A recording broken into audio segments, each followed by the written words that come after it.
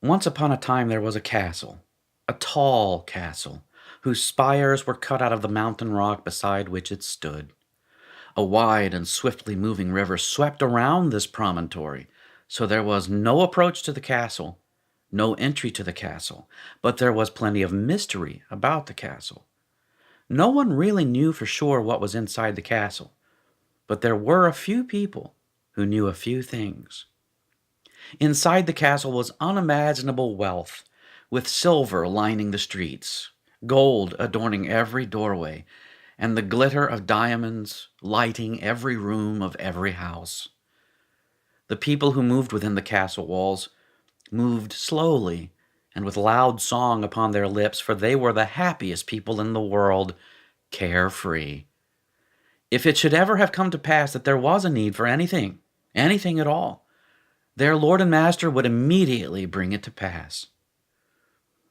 Naturally, such a castle has a great Lord and Master, about whom very little is known, or used to be known. We now know a few more things, but the more we know about him, the more mysterious he becomes. A servant of the palace of the castle emerged, telling a bit of a story which caused the castle's citizens to marvel. He said, "Our great Lord and Master has a son." This alone was enough to cause murmuring of great wonder and joy. The great Lord and Master had a son. The servant continued with his explanations. One day, he went to his son and said to him, "I want you to be king over many peoples.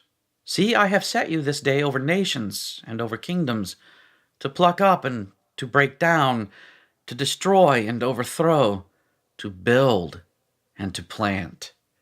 You must begin training even now." The little prince ceased from his playthings and went to the window of his room, looking with his father across the river into the gloom. "You want me to conquer those barbarians? Look at them in their filth, their arrogant pride, their rebellion. Why, what gain is there in conquest? Are you not happy with the subjects of your castle?" His father said to him, "I love them, my son. I do indeed love them. As it is, they are, as you say, filthy barbarians, but they are under the power and spell of a deceitful wizard, whose black-clothed agents send them into their fury against me. You must set them free from this wizard and his vile allies." A moment of silence passed between the two of them before the father spoke again. "This won't be easy. Conquering these people who walk in darkness will cost you dearly." The little prince spoke without hesitation. "I will do as you wish, my father." Putting aside his playthings forever, the little prince began to train. On occasion, his favorite thing was swordsmanship, attacking at first straw-stuffed sticks, which only grinned and did not move. When his form was deemed good enough, the swordmaster set up sparring partners, dressed in black, armed with swords, and when the prince mastered them thus, the swordmaster armed them also with magic spells. It was time for the little prince to learn his lore. Indeed, a wise old man cracked open wise old books in his library, tucked high and away, the wisdom of the ages. The time with the wise old man quickly became the little prince's favorite thing, as he learned and memorized parables, stories, poems, songs, and the occasional shout of command.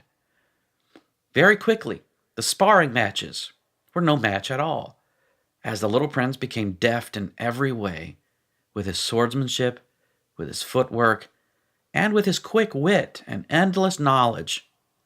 No violence, no intimidation, no magic spell would thwart our little prince from his coming conquest. The little prince grew until he was no longer little, the pride of his father, who remained the great lord and master of the castle. At just the right time, and no one ever knew what made it the right time, At just the right time, the great lord and master caused a hole to be opened in the castle walls. There were no doors, only tall, unscalable walls. So to bring out his son for conquest, he blew open a hole in the wall, shouting across the swift river, "You are my son.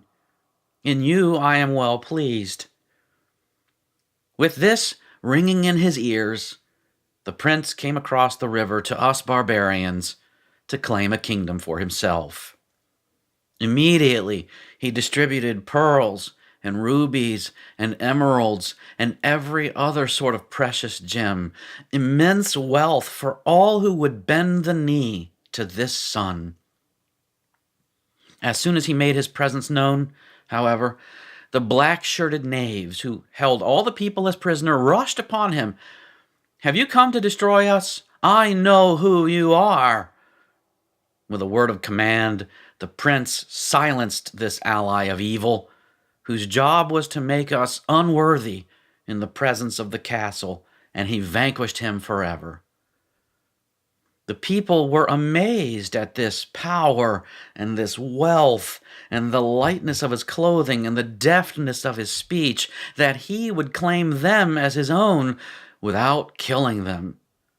Time and again, the dark wizard's allies rushed against him, shouting, intimidating, but time and again he silenced them and banished them forever. "When do we get to go into the castle?" the people asked expectantly. "When do we get to see the inside of the castle? See, Lord, it has a hole in the wall, so that we may enter in." "Ah," said the prince, "that hole is first so that the kingdom might come out to you. Here it is, with all its wealth and its lord, as I stand before you today, your conqueror, and the conqueror of your slave masters." The people insisted, "We want to leave this place and enter your castle." He smiled, "In time, and in the time of my father. See, you must cross that swift river, which no one can cross, no one but me. When the time comes, I will carry you across that river myself." The faces of the people grew sad with disappointment.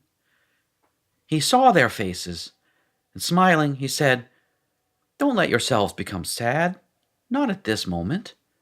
He held aloft his sword of fire and water. "Your conqueror is here. What need do you have? I will ask my father to give it to you, and he will give it to you in his time. But for now, I even give you food from his table. Do you trust me?" And with that word, the prince was off to claim an even greater kingdom for himself. The end.